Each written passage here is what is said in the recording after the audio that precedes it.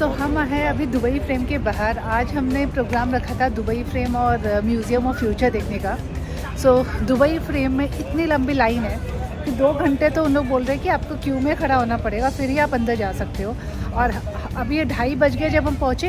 हमने इतना एक्सपेक्ट ही नहीं किया था। हमको लगा कि फटाफट 1 घंटे में हम 1 घंटा टाइम स्पेंड करेंगे और फिर हम आगे चले जाएंगे, क्योंकि हमारी म्यूज़ियम ऑफ फ्यूचर की ना 4 बजे की टिकट है और अब फिक्स टिकट होती है, और दुबई फ्रेम की ओपन टिकट होती है।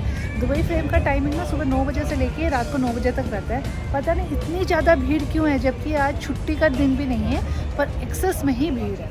So we decided to go to museum of future first.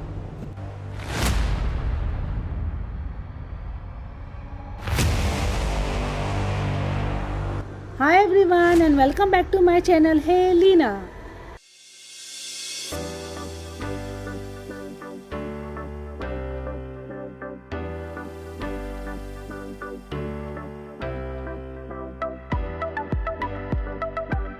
तो नाम सुन के ही समझ में आता है कि ये म्यूज़ियम एक फ्यूचरिस्टिक चीज़ों के बारे में है।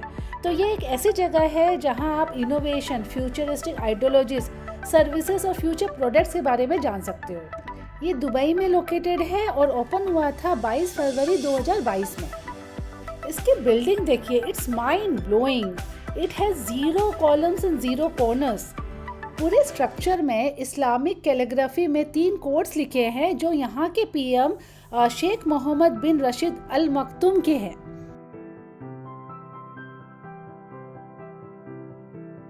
ये ऊपर क्या फ्लाई कर रहा है और इसमें कोई बैठा भी नहीं है। इसको देख के ही लग रहा है कि हम कोई फ्यूचरिस्टिक जगह में आ गए हैं। हमने टिकट ऑनलाइन बुक कर ली थी, पर एंट्री के लिए रिस्टबैंड की जरूरत पड़ती है, जो आप खुद भी निकाल सकते हो या फिर आप रिसेप्शन की भी हेल्प ले सकते हो। ये पूरा म्यूजियम 7 फ्लोर्स और 5 चैप्टर में डिवाइडेड है। तो सबसे पहले हम चलेंगे चैप्टर 5 पे। Welcome to UAE, welcome to Dubai, welcome to the Museum of the Future.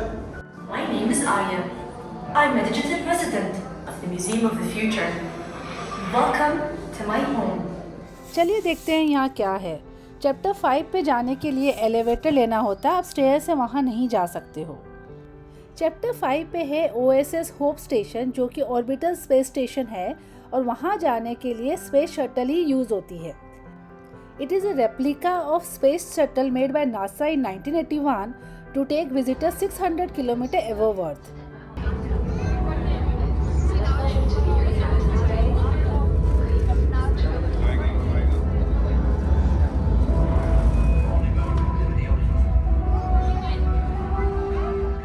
ऐसा लग रहा है हम स्पेस में ही जा रहे हैं, और ये बिल्कुल स्पेस क्राफ्ट लग रहा है।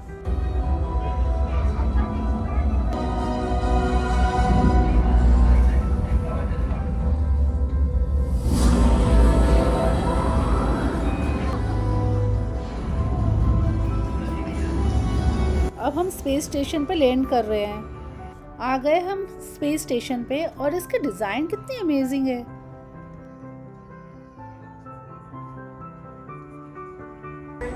This is 3D model of spacecraft.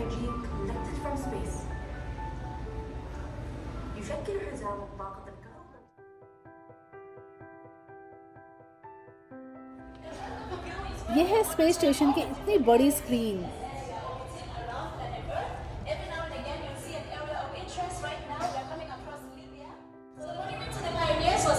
From the UAE Space Agency, it is also a mechanic for us who have sacrificed their careers as well as their lives for space exploration as well as science. यहाँ सारे past और future missions के बारे में बताया गया है, तो इसको हम स्क्रॉल करके हम सारी जानकारी ले सकते हैं।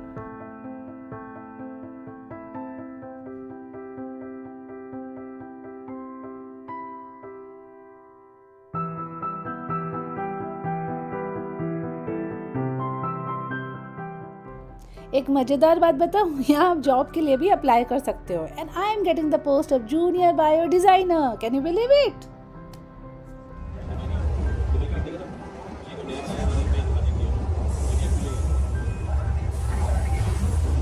स्पेस स्टेशन तो घूम लिया, बहुत ही मजा आया। अब चलते हैं फिर से अर्थ पे।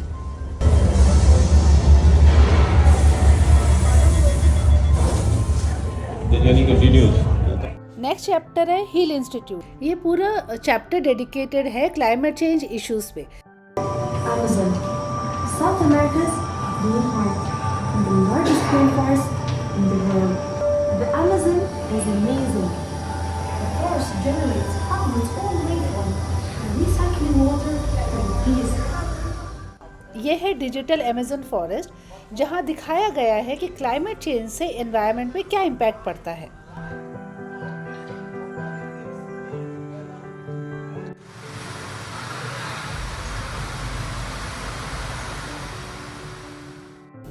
This is Vault of Life, which consists of a laboratory and a virtual 3D DNA library of 2,400 species. To come in and start your exploring. Thank you.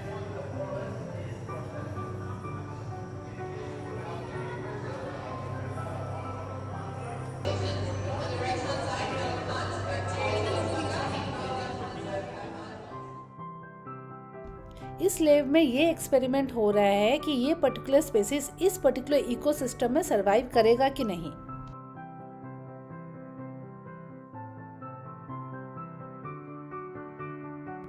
जो भी लैब में टेस्ट होता है उसको यहाँ अंडर ऑब्जर्वेशन रखा जाता है कि इनकी फाइंडिंग सक्सेसफुल है कि नहीं, and most of their testing have become successful.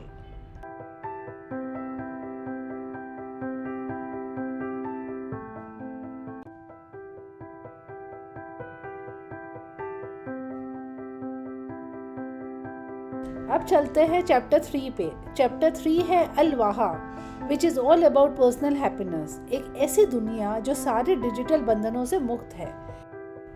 Actual में यहाँ एक वेलनेस सेंटर है जहाँ अलग अलग थेरेपीज है जो मन और शरीर दोनों को बहुत शांति देता है। Where you are invited to disconnect from technology and reconnect to your mind, body, and spirit.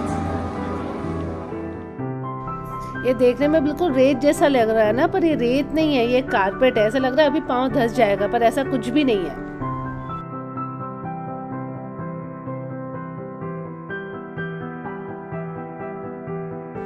इस रूम में एक वाइब्रेशन है जो हमको एकदम काम और रिलैक्स फील करवाता है।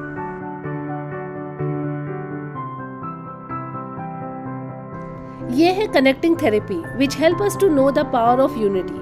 अगर सबकी हमिंग साउंड की फ्रीक्वेंसी अलाइन होती है तो सेंस ऑफ स्मेल एक्टिवेट हो जाती है, और जो बीच में लाइट लगी हुई है वो ग्लो हो जाती है, and that shows the power of team work.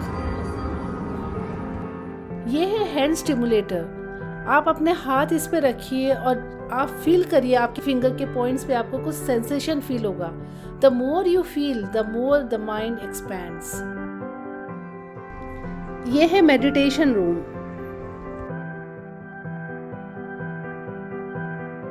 Next we go to chapter 2, tomorrow today. इस चैप्टर में हम देखेंगे कि 50 सालों में हम क्या एक्सपेक्ट कर सकते हैं टू ओवरकम फ्यूचर चैलेंजेस। ये हेवन है फॉर टेक्नोलॉजी लवर्स के लिए। यहाँ आपको न्यू टेक्नोलॉजीज देखने को मिलेगी जो कुछ तो ऑलरेडी एग्जिस्ट करती है और कुछ फ्यूचरिस्टिक है। ये जो कार की डिजाइन है टेस्ला के कारों में ऑलरेडी एग्जिस्ट करती है। ये एक इलेक्ट्रिक बाइक है जो फिंगरप्रिंट के सेंसर से ही लॉक हो जाती है। ये एक शटल कार लग रही है जो बिल्कुल ही फ्यूचरिस्टिक कॉन्सेप्ट है।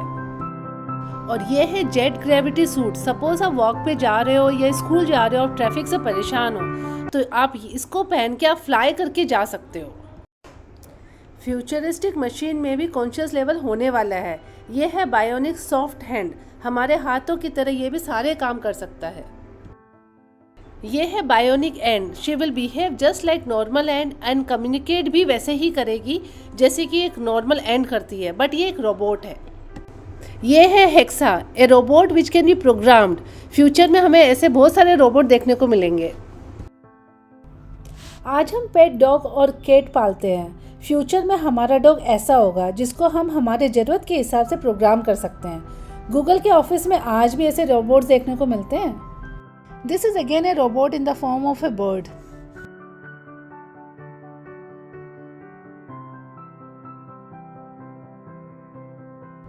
ये है जिप लाइन जो फ्यूचर ट्रांसपोर्टेशन में हेल्प करेगा। ये है लिफ्ट अप ड्रोन। 100 किलो तक के प्रोडक्ट को ये एक जगह से दूसरी जगह तक लिफ्ट करके पहुंचा सकता है।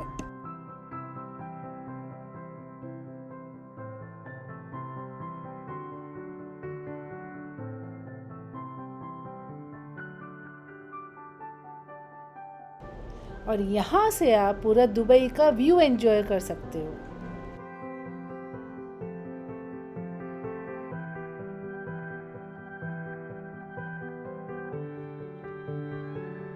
ये है chapter 1 future heroes, futuristic play school, जहाँ बच्चे आके गेम खेलते खेलते कई चीज़ें सीख सकते हैं।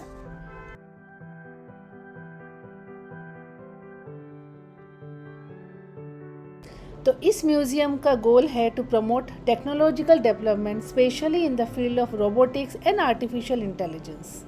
अब बात करते हैं इसके टिकट की। इसके टिकट हमेशा एडवांस में बुक करना चाहिए क्योंकि स्पोर्ट में कोई गारंटी नहीं है कि आपको बुकिंग मिल जाएगी। इसकी टिकट कॉस्ट हमको पड़ी 145 दिरहम पर पर्सन और हमने काफ़ी पहले इसको बुक कर ली थी। इसी के साथ म्यूजियम ऑफ फ्यूचर की जर्नी होती है ख़त्म। आई होप कि आपको मेरा वीडियो पसंद आया होगा। अगर आप मेरे चैनल पे नए हो तो प्लीज़ इसको सब्सक्राइब कर दीजिएगा और अगर पसंद आए तो इसको लाइक ज़रूर कर दीजिएगा। तो मैं फिर मिलूंगी एक नए कंटेंट के साथ। जब तक अपना ध्यान रखिएगा। Bye bye.